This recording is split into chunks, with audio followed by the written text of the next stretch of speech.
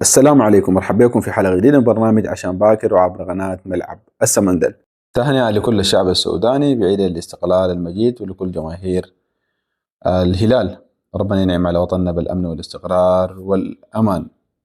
وإن شاء الله يا جماعة نحن في كل يوم جمعة حنكون معاكم في ملخص أسبوعي متكامل. إن شاء الله حنتكلم في حلقة اليوم بمزيد من التفاصيل عن مشاركة الهلال في الدوري السوداني ومجموعة أخرى حتكون في الدوري الروندي، تسجيل الهلال لحارس مريخ بانتيو منجد النيل، وأيضا خاطر عوض الله من سيد الأتيام. ما هي الإضافة الفنية ممكن يشكلها لنا خاطر عوض الله في نادي الهلال.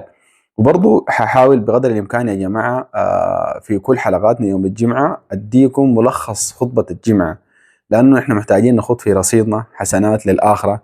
الحاجات كلها دنيوية، لكن خلونا نخط في رصيد الآخرة حاجة يا جماعة. نحن لسنا بشيوخ، لكن على الأقل الحاجة اللي بنحضرها وبنسمعها في خطبة الجمعة بنجي نديها لكم في شكل تلخيص بسيط. دائما بذكر الناس قبل ما تخشوا في حلقتنا ما تنسوا تصلوا على النبي صلى الله عليه وسلم. إن الله وملائكته يصلون على النبي يا أيها الذين آمنوا صلوا عليه وسلموا تسليما. اللهم صل وسلم وبارك على سيدنا محمد وعلى آله وصحبه أجمعين.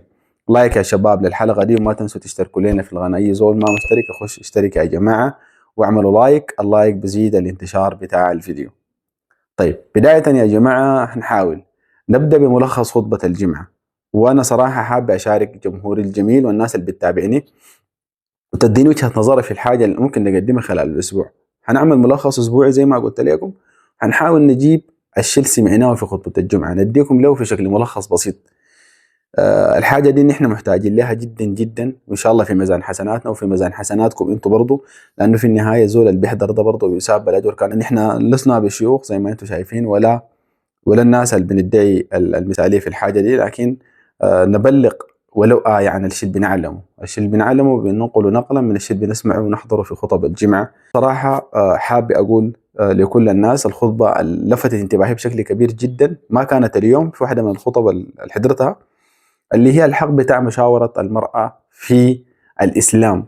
أديكم لها في شكل نقاط بسيط. كلنا بنسمع إنه نحن في مصطلحاتنا السودانية بيقول لك المرأة لو فاس ما بتشق الراس، وبنسمع بينه المرأة لو سيف ما بتقطع الرقبة. بيقول لك يا زول اقعد شاور المرأة، الكلام اللي بتقوله لك ده امشي عكسه تماما. وزول الرابع بيجي يقول لك والله يا أخي اسمع، المحارم دي كلهن أصلا ما ناقصات عقل ودين.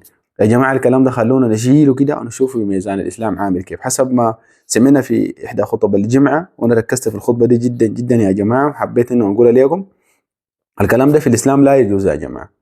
الكلام ده بأدلة شرعية مثبتة، حتى إنه التفسير بتاع الحديث النبوي الشريف بتاع النبي صلى الله عليه وسلم في موضوع إنهم هم ناقصات عقل ودين. الكلام ده أنا هسه هقرأ لكم الحديث النبوي الشريف في إنه يا أخي معنى حديث رسول الله ما رأيت من ناقصات عقل ودين أغلب للب الرجل الحاذم من إحداكن، فقيل يا رسول الله ما ناقصات عقلها.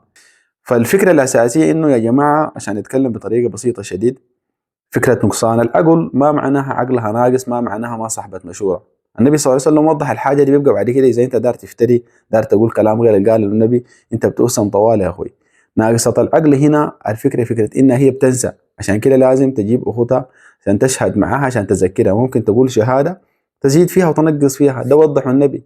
إذا لا فيه زيادة لا فيه نقصان ما معناها هي ما بشاورها عشان عقولها ناقص، لا، لأنها بتنسى فقط. النبي صلى الله عليه وسلم قال هي ناقصة عقل وناقص الدين، لأنه يا جماعة أخواتنا وأمهاتنا وكلنا بنعلم إنه يا أخي بتمر عليهم فترة خلال الشهر بيحيضوا يعني. في الفترة دي ما بصوموا فيها ولا بصلوا، ودي حاجة من الله سبحانه وتعالى نزل لهم رأفة بهم يعني. فدي ما حاجة أنت بتقوم تعير بها إنها هي ناقصة الدين بالمناسبة. فبالتالي ما في دليل مثبت إنه المرأة لا تشاور. ده ما معناها هي ملزم راية إنه راية لازم يمشي، لا، أنت بس بتاخذ راية السديد وبتشوفه ينفع معك بتشيله، ما بينفع ما بتشيله، لكن إنك بتشاورها. وفي أدلة شرعية كثيرة ومثبتة عن النبي صلى الله عليه وسلم في مشاورته للنساء. ويمكن أنا أحديكم أمثلة بسيطة. النبي صلى الله عليه وسلم شاور أم سلمة في صلح الحديبية، مشاورة النبي شعيب لابنته في استئجار موسى عليه السلام. إن شاء الله في الحلقة الجاية بنحاول نشوف الخطبة كانت عن شنو، نعمل لها تلخيص ونجي نطرح عليكم. برضو داير رأيكم في التعليقات يا جماعة في الحاجات نحن اللي ممكن نقدر نقدمها وتكون مفيدة لنا في ملخص الأسبوع. طيب نمشي طوالي مباشرة لأحداث الأسبوع الهلالي. العنوان العريض خاطر عوض الله للهلال من سيد الأتيام، ومنجد النيل من مريخ بانتيوم. أنا حمسك خاطر وحتكلم عنه بكل صراحة. إداريا انتصار إداري ناجح من محمد إبراهيم العلاقي أو من مجلس إدارة نادي الهلال في خطف هذا اللاعب من المريخ. اللاعب ده كان موجود مع الهلال في فترة من الزمن، تم الاستقناع عنه أو إعارته لنادي الأهلي ود مدني. الآن الهلال انتصار إداري قام سجله. فنيا اللاعب لا يشكل أي إضافة فنية، ما دارين نحكم على مستواه، لكن مقارنة بعدد كبير جدا من النجوم اللي موجودين في نفس الخانة اللي بيلعب فيها خاطر عبد الله، ما أفتكر بأنه حيشكل أي إضافة فنية مميزة.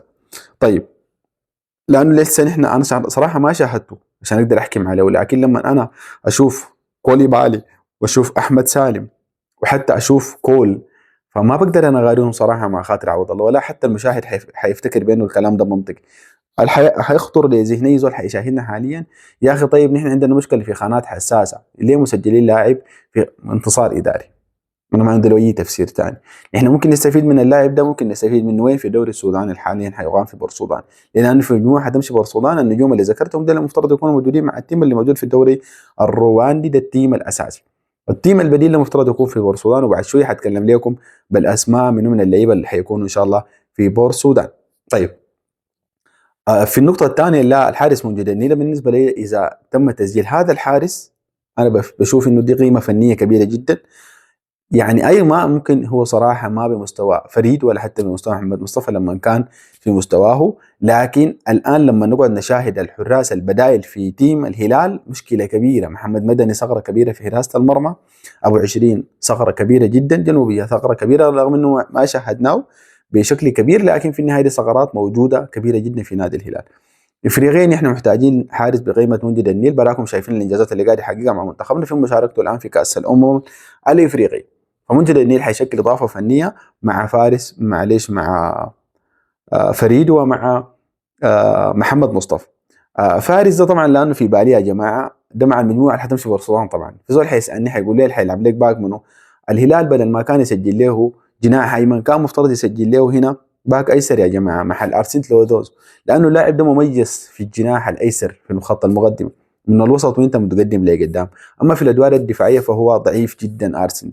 طيب، بتروس قاعد يلعب باك اب، يعني انت في النهايه النازل بده يولفه او المدرب بده يولف، لانه خلاص بقت الخيارات قدامه محدوده، بده يولف بتروس بانه يلعب ليك باك. لكن بتروس متميز جدا، ممكن تستفيد منه في خط الوسط، ممكن تستفيد منه استفاده كبيره جدا جدا في الارتكازات، بيلعب بشكل مميز جدا، فما في داعي لانك تولف، كان بامكانك تجيب لك لاعب اصلا بيلعب لك باك.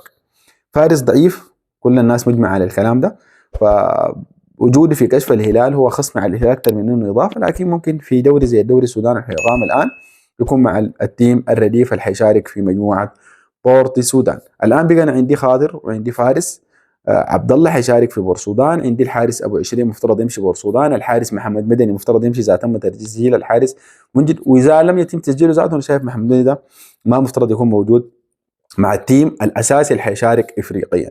فانا شايف انه ابو 20 ومحمد مدني وجنوبي ده المفترض يكونوا في مجموعه بورسودان. في خط الدفاع انا شايف انه مفترض يجي عثمان ديوف، لانه عقده بينتهي في يونيو والهلال ما حيستغنى عنه ما لم الكونتراكت بتاعه ينتهي، فبالتالي ممكن تستفيد منه في مجموعه بورسودان، اضافه لمازن سيمبو ممكن يكون في عمق الدفاع، واحمد يحيى، وايضا فارس زي ما ذكرت لكم على الباك اليسار، وعلى اليمين موجود ما شاء الله مازن فضل بيقدم في مستويات كويسه، ممكن نستفيد منه استفاده كبيره جدا. في خط الوسط في وفره وعدد كبير جدا من اللاعبين، اسماعيل حسن وفخري سليمان واحمد اسمت كونن، وايضا اللاعب المميز جدا زي ما ذكرت لكم يوسف كابوري. المدرب من الواضح جدا انه ما مقتنع بامكانيات يوسف كابوري، والحاجه دي ظهرت من خلال مشاركته في الدوري الرواندي، وحتى في استعدادات التيم لدوري ابطال افريقيا. فيوسف كابوري مفترض يكون في المجموعه اللي حتتواجد في بور السودان، اضافه لخاطر زي ما ذكرت لكم. في خط المقدمه الهجوميه ياسر مزمل في راس القائمه اللي مفترض يكون موجود في مجموعه بور السودان،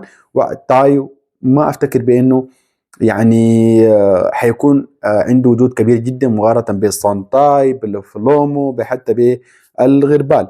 وايضا علي كوبا مفترض يكون موجود في المجموعه اللي تتواجد في بور السودان، اضافه لمدرب التيم خالد بخيت، واحمد النور. دي من اخر الاخبار اللي هو تم التعاقد معه كمدرب حراس للمجموعه اللي حتكون في بور السودان. المجموعه حتكون فيها زي ما ذكرنا او زي ما حنذكر حاليا، الهلال حيتواجد مع هلال الساحل ومع تقدم بور السودان، هلال بور السودان وتقدم بور السودان، الشرطه القضارف والمرغني كسلا، وعندك كوبر الخرطوم. المباراه الاولى ان شاء الله حتكون يوم 7 يناير مع كوبر الخرطوم، المباراه الثانيه حتكون يوم 10 يناير مع الشرطه القضارف، وايضا يوم 20 ان شاء الله حنواجه، قبل يوم 20 يوم 14 حنواجه هلال بور السودان، يوم 20 حنواجه المرقني كسلا، والتقدم بور السودان يوم 23. وبفتكر بانه حيحصل ترحيل او تاجيل لعدد من المباريات، لانه الان الترتيبات للوصول لبور السودان لم تتم بشكل نهائي.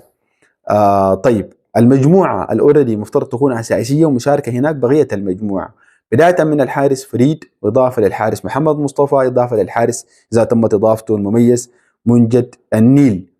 بقيه اللعيبه مصطفى كرشوم موجود، ايضا موجود اللاعب إيرينج، موجود الطيب عبد الرازق، موجود يمكن ستيفن ايبولا، زي ما قلت لكم يتم تسجيل لاعب على الباك اليسار مع ارسنت لوذوز. طيب في خط الوسط في وفره بتاعت لعيبه بتروس، صلاح عادل، بوجبا، فوفانا، وحاج ماديكي. خط المقدمه الهجوميه برضه فيه جان كلود فلومو، وايضا صنداي والغربال وكوليبالي. خط الوسط فيه روفا ان شاء الله كانديس كول. عدد كبير جدا من اللعيبه المميزين في كشف الهلال مشاركين في الدوري الرواندي. بفتكر بانه التيم الاساسي حيكون مشارك افريقيا. ده يا جماعه ملخص سريع لاحداث يمكن خلال الاسبوع مرت. انا صراحه شايف انه برضه من الحاجات اللي نحن مفترض نسلط عليها الضوء، نشيد بالامكانيات والاداء الفني المتصاعد بشكل كبير جدا للاعب محمد احمد إيرينج، بيقدم في مستويات كبيره مع منتخبنا الوطني ما شاء الله، ظهوره في القائمه الافضل افريقيا. اختاروا عدد من اللعيبه من عدد المنتخبات الكبير مشاركين حتى في الدوريات الخارجيه الاوروبيه. وجود إيرينج بيناتهم دي اضافه فنيه كبيره جدا، وبفتكر بانه النجم الصاعد بقوه الصاروخ فاللومو حيكون عنده يعني تحول كبير في تيم الهلال. لاعب صغير في السن بيسجل اهداف، بينزل كبديل، الراجل يمكن عنده طموحات كبيره جدا، وكونتراكت بتاعه مع الهلال بيستمر لزمن اطول. وبالمناسبه ممكن نشوفه في مجموعه بور السودان عشان ياخذ مساحه اذا كان ما مقيد افريقيا. طيب مشاركه الهلال اليوم في الدوري الرواندي المباراة دي طبعا بالنسبة لي محسومة. الهلال بدأ في انتصارات كبيرة جدا بنتائج كبيرة، افتكر انه مواصلته للانتصارات حتديه دفع معنويه كبيره. واللعيبه ما شاء الله المحترفين قاعدين يقدموا في اداء فني كبير، وزي ما ذكرت النجوم فلوم وهو نجم مميز، جان كلود كوليبالي، احمد سالم، ارسنت، يعني نجوميه مع هدافين مع صناعات بتاعت اهداف مع وصنداي برضه بيقدم في اسيست مميز جدا. فانا بفتكر بانه وصول محمد مصطفى اضافه فنيه كبيره ممكن نشوفه في الايام القليله القادمه مشارك مع الهلال. مباراة اليوم الهلال ان شاء الله حيكسبها باذن الله، زي ما قلت لكم فنيا الهلال ماشي في تصاعد، اضافه النجوم الدوليين المميزين، روفا، بوجبا، صلاح عادل، كرشو، محمد احمد إيرينج، محمد عبد الرحمن الغربال، ديل كلهم حيشكلوا اضافه فنيه مميزه ان شاء الله لكشف الهلال. حتكون دي المجموعه المتواجده في رواندا. المجموعه الثانيه حتكون في بور السودان. دي كان حلقتنا اليوم يا شباب، ملخص اسبوع متكامل. ادونا رايكم في التعليقات في الحلقه اللي قدمناها اليوم، نقبل الراي والراي الاخر. اي حاجه بتطور من محتوانا ومن محتوى القناه وبتخلينا في تواصل معاكم مرضي، نحن ان شاء الله تحت الخدمه. ان الله وملائكته يصلون على النبي يا ايها الذين امنوا صلوا عليه وسلموا تسليما. ما تنسوا تعملوا لنا اعجاب للفيديو يا شباب بيزيد من الانتشار، واشتركوا لنا في القناه. دي كان حلقتنا ليكم، دمتم ودام الوطن الحبيب. السودان في امان الله.